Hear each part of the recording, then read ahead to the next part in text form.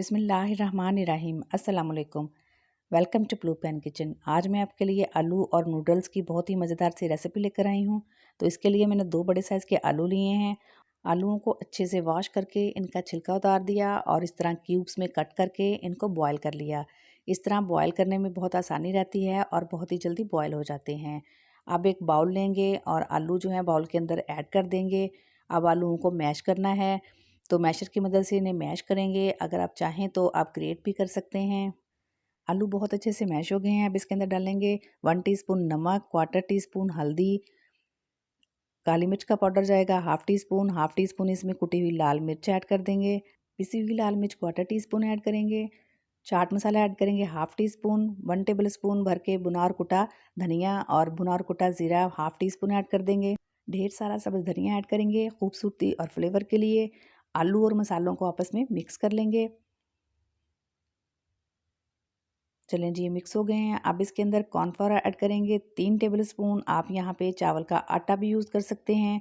अब इसमें ऐड कर देंगे एक टेस्ट मेकर। ये मैं आपको आगे जाके बताऊंगी कि टेस्ट मेकर क्यों यूज़ कर रहे हैं। अच्छे से मिक्स कर लेंगे ताकि टेस्ट मेकर का फ्लेवर तमाम आलूओं में अच्छे से आ जाए। अब हाथों को ऑयल से ग्रीस कर लेंगे और आलूओं का हाफ बैटर उठाएंगे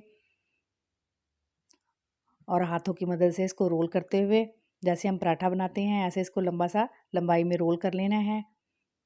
काउंटर को भी ऑयल से ग्रीस कर लेंगे वरना ये बैटर जो है काउंटर पे चिपक जाएगा। अब हाथों की मदद से प्रेस करते हुए सारी डो को चपटा कर लेंगे। साइडों से कटिंग करके डो को इक्वल कर लेंगे। अब नाइफ को ऑयल से ग्रीस करके अब इसको ट्रायंगल शेप में कटिंग कर लेंगे। ये देखिए जी, ये बहुत ही प्यारी कटिंग लगती है। जो साइडें बची हैं इसको साइड पे रख देंगे और ये देखें बहुत ही प्यारा सा ट्रायंगल जो है वो तैयार हो चुका है। ऐसे ही मैं सारे बना लूँगी। चलें जी, सारे ट्रायंगल्स मैंने बना लिए हैं।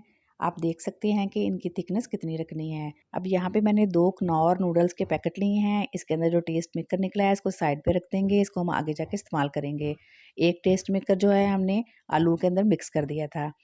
अब नूडल्स के पैकेट को ऐसे हाथों से प्रेस करते हुए इसके छोटे छोटे पीसेस कर लेने हैं। ये देखिए जी, हमारे ये क्रम्स जो हैं ये तैयार हो गए हैं। इनको साइड पे रखते हैं। अब एक बाउल लेंगे, उसके अंदर 3 टेबल स्पून मैदे का ऐड करेंगे। अब इस टेस्ट मेकर को खोलकर मैदे के अंदर ऐड कर देंगे। इससे फ्लेवर बहुत ही अच्छा आएगा। अच्छे से मैदे और टेस्ट मेकर को मिक्स कर लेंगे। अब मैदे के अंदर थोड़ा थोड़ा पानी मिक्स करके इसकी एक स्लरी तैयार कर लेंगे। मैदे का एक घोल बना लेंगे जिससे हम कोटिंग करेंगे। इसके अंदर कोई गुठली या लम्स नहीं होना चाहिए। बहुत अच्छे से इसको मिक्स कर लेंगे। तो ये देखिए जी, इस तरह का बैटर होना चाहिए। अब ये एक पीस उठाएंगे और स्लरी के अंदर ऐड कर देंगे और दोनों तरफ से इसको कोटिंग कर लेंगे। एक्सेस जो है वो निकाल देंगे। अब इसको क्रम्स के ऊपर रखेंगे। जो हमने नूडल्स पीस के रखे हैं ना, इसके ऊपर रख के नूडल्स की कोटिंग कर देंगे। हाथों से अच्छा सा प्रेस कर देंगे ताकि ऑयल में जाके नूडल्स की कोटिंग जो है वो बिखर ना जाए। हमारा बेहतरीन सा ट्रायंगल शेप का कटलेट तैयार हो चुका है। पैन में ऑयल को गर्म कर लेंगे और एक एक करके तमाम स्नैक्स ऑयल के अंदर डाल देंगे। यहाँ पे हम फ्लेम को लो टू मीडियम रखेंगे ताकि स्नैक्स जो हैं हमारे ऊपर से अच्छे से क्रिस्पी हो जाएं। जब एक तरफ से गोल्डन कलर आ जाए तो इसकी साइड चेंज कर देंगे और दूसरी तरफ से भी इसको गोल्डन कलर आने तक फ्राई करेंगे। ऐसे ही अलटते पलटते हुए हम स्नैक्स फ्राई कर लेंगे। तो ये देखें जी, बहुत ही ज़बरदस्त से ये फ्राई हो चुके हैं और बहुत ही क्रिस्पी हैं। इन स्नैक्स को सर्विंग प्लेट में निकालते हैं तो अल्हम्दुलिल्लाह हमारे बहुत ही ज़बरदस्त और बहुत ही टेस्टी से स्नैक्स तैयार हो चुके हैं। ये ऊपर से जितने क्रिस्पी हैं अंदर से इतने ही जूसी हैं और खाने में तो बहुत ही टेस्टी हैं। अब मैं आपको ये तोड़ कर दिखाती हूँ।